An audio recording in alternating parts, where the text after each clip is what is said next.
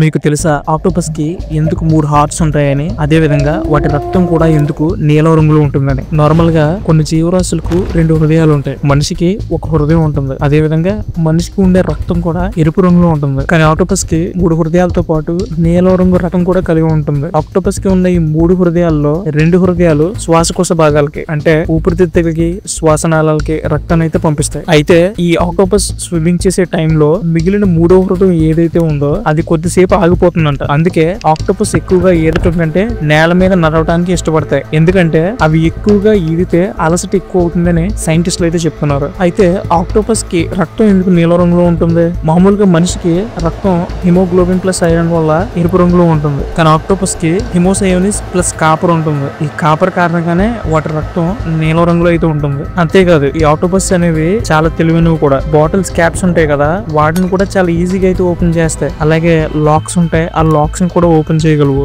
మనుషులను కూడా చాలా ఈజీగా గుర్తు పెట్టుకుంటాయంట. అదే విధంగా పజిల్స్ కూడా చాలా ఈజీగా సాల్వ్ చేస్తాయి.